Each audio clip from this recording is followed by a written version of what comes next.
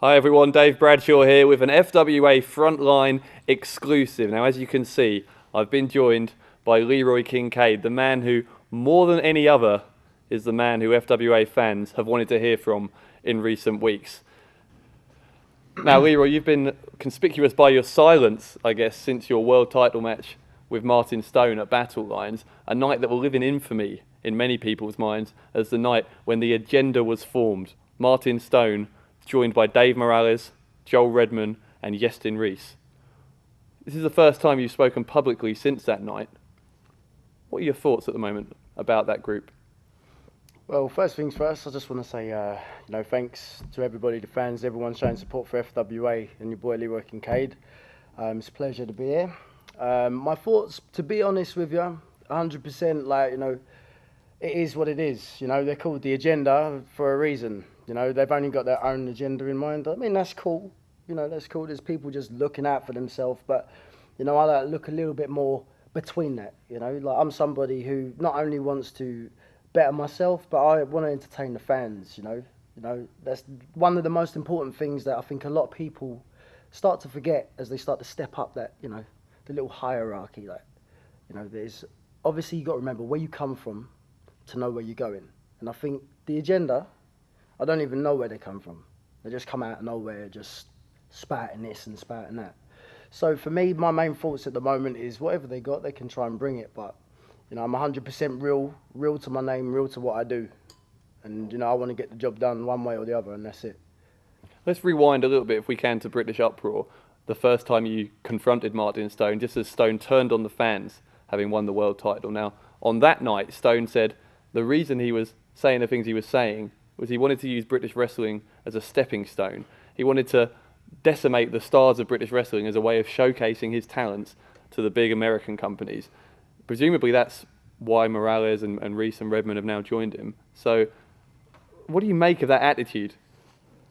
To be honest, it's just a typical sort of snake in the grass sort of approach. There's only one of so many ways them sort of people can get anywhere.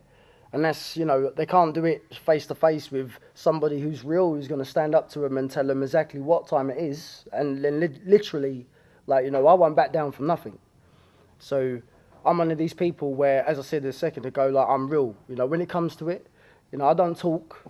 I'm starting to talk a bit more now because I'm getting the opportunity to talk. But one thing is, I want to talk. I want to walk exactly what I do. Do you know what I mean? So, as I said, what those guys have got, to be honest, I don't really worry too much about it because, as I said, them snakes in the grass, eventually they're going to get caught out one day.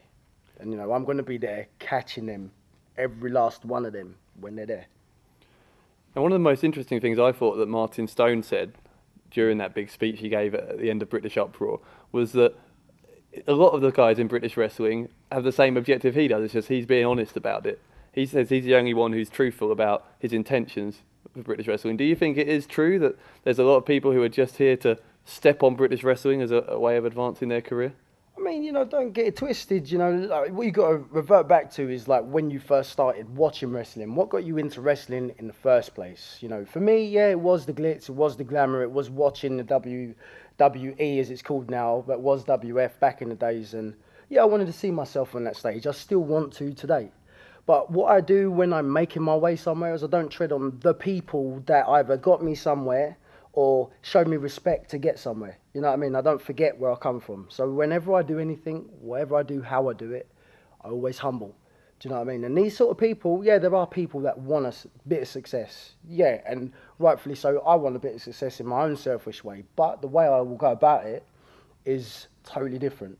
Do you know what I mean? I'm all about the fans. I want them to enjoy my success as much as I want to enjoy my success, Now, the way things have panned out, yeah. It's become sort of the case that you've become the de facto leader of this FWA Resistance. You're kind of the spokesperson for the rest of the roster. Do you feel a lot of pressure being thrust into that role? No.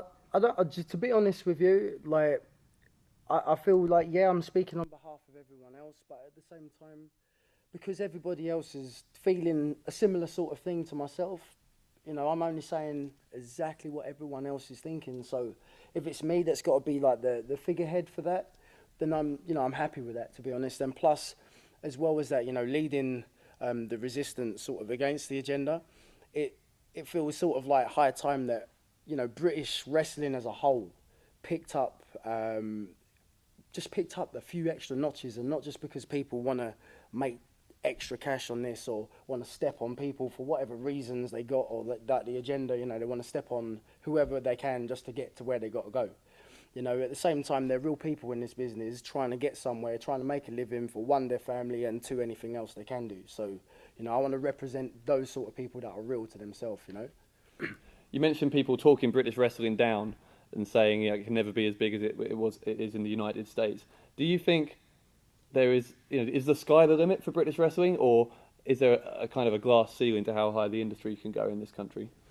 I think wrestling in this country can go anywhere the people that are involved with wrestling directly can see it going. I speak on behalf of myself here, but not anyone else, but myself, I don't limit anything that I'm able to do, whether it be wrestling, whether it be music, whether it be acting or anything else entertainment based.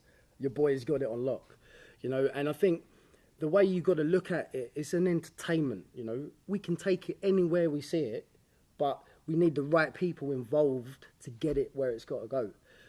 In terms of the world stage, over here already, FWA's been running, not far off a year, August 2nd of 2009, I think it was, when it first kicked up again. And, now we're not too far off that again. And it's like the roster that FWA has got is, bar none, probably one of the best rosters there is in the whole entire country. When you compare the talent, 100% legitimate, like I'm speaking from my heart right now, like the talent that's on there, there's people that can rival, I would say, some of the best that are over in the States right now. It's just that the platform we're on, we're not given the glitz side of it. We're not given the glamour, the cameras, the flashes and the booms like they are. But if we was put on the same stage, 100%. I speak again for myself. If I was put on that stage, 100%, I will do what I've got to do to get the job done regardless of anything else. And that's it. Entertain them fans, get people interested, 100%.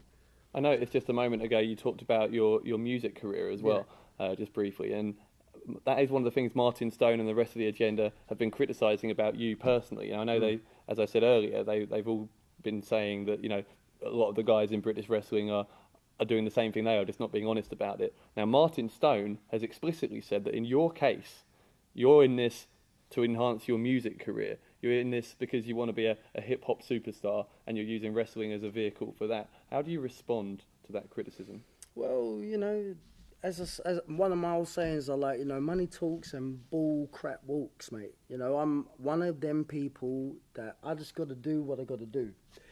I like music, I like wrestling, I like acting, I like anything to do with entertainment. So I don't class myself as either or, I just do it. So with my musical career, if that takes off, that'd be wonderful. But at the same time, I would not forget the wrestling, because I would still want to do stuff with wrestling. If my wrestling career takes off, do you think I want to stop music? Why should I? It's just that, like, the one thing that I am is I like to think outside the box. I don't just want to be just a wrestler, because I know within my heart I'm not just a wrestler. I've got more to offer than just a wrestling match. You want to be entertained? Yeah, give me a mic, chuck my music up on the stage, I'll rap. You want me to wrestle and entertain you? I'll wrestle and do the best job that I can to my abilities. So, people can talk all they want, but at the same time, I think, probably some of the people doing the talking might be just a little bit envious of what, they don't have that credential themselves. Maybe, maybe not. Talk is cheap for me. Like, I like to talk, but I want to walk. More than the talking, there's time for talking is done. Do you know what I mean? So the one thing I just want to say is, whatever you guys, your agenda, feel you can bring, I'm ready, but are you? And just remember that. Yeah. All right, Leeroy, we are out of time. Thank you very much. You are going to be entering a war zone on the 20th of June. Sport Nottingham, the art of war. I wish you the very best of luck. Man. And thank you for speaking to FWA Frontline.